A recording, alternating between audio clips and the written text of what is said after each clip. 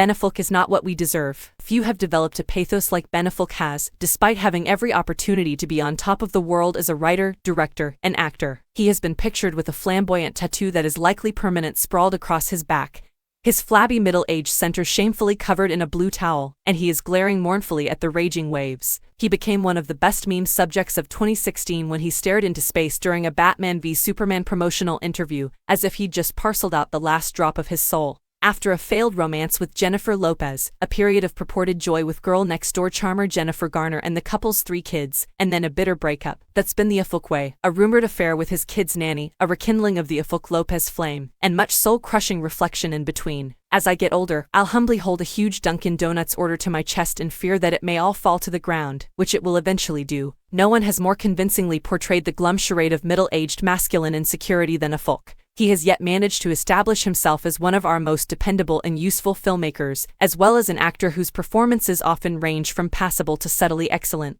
His most recent film, Air, which he directed, is set in the 1980s. Nonetheless, it has the vibe of a 1990s film, the kind that even directors who were active during that era don't seem to know how to produce today. The true account of how a struggling running shoe firm turned around its business with a renowned license agreement is the basis for the fictional film Air. The Nike Air Jordan was a basketball shoe made specifically for Michael Jordan in late 1984, during his second season with the Chicago Bulls. It was unlike any other basketball shoe that had come before it, a symphony of swooping contours and cushiony-looking soles, a shoe perpetually poised for takeoff. However, not everyone is familiar with the details of that deal. The movie Air follows the development of the deal that led to the release of that shoe and Nike's unexpected turnaround. Sonny Vaccaro, a Nike marketing executive who is portrayed in the movie by Matt Damon, a close friend of Affleck and the co-writer of Good Will Hunting, was the unyielding force behind the deal. The Oscar they received for that script would now be old enough to attend graduate school if it were a person. Affleck makes a brief appearance in the film Air as Phil Knight, the co-founder and CEO of Nike, an iconoclast who frequently strolls around the office in bare feet and runs important business decisions.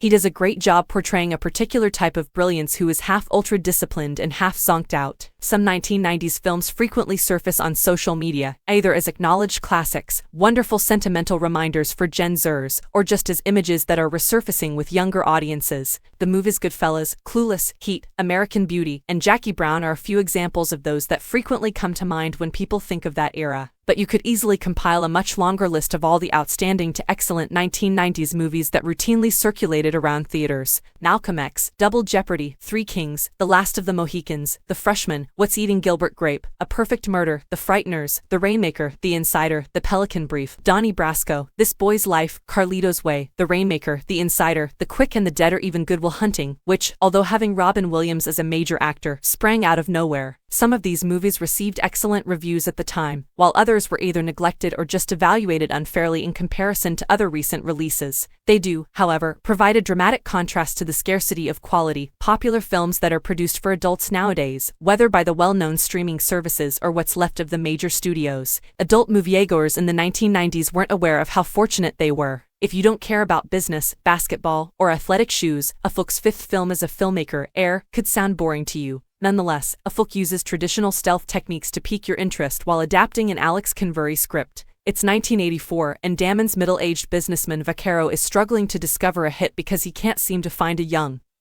promising basketball star to sell Nike goods. The company would love to have a rookie named Michael Jordan wear their shoes, but he has already vowed his allegiance to another company, Adidas. While many of the names he and his colleagues floated have almost completely been forgotten now, one continues popping back. The idea won't go away, so Vaccaro devises a plan whereby Nike would spend its entire budget of $250,000 on Jordan rather than dividing it among multiple players. His boss, played by Affleck's Knight, isn't persuaded, and neither is the company's VP of marketing, Rob Strasser, who reveals that Nike's shoes are the only thing that make him seem like a big deal to his 7-year-old daughter, whom he only sees on a weekly basis due to his recent divorce, in a stretch of potentially sentimental dialogue that only Bateman could pull off. In that speech, Strasser emphasizes how important his job is to him and how much he stands to lose if he loses it, which is what would happen if Vaccaro fails to carry off this unlikely heist.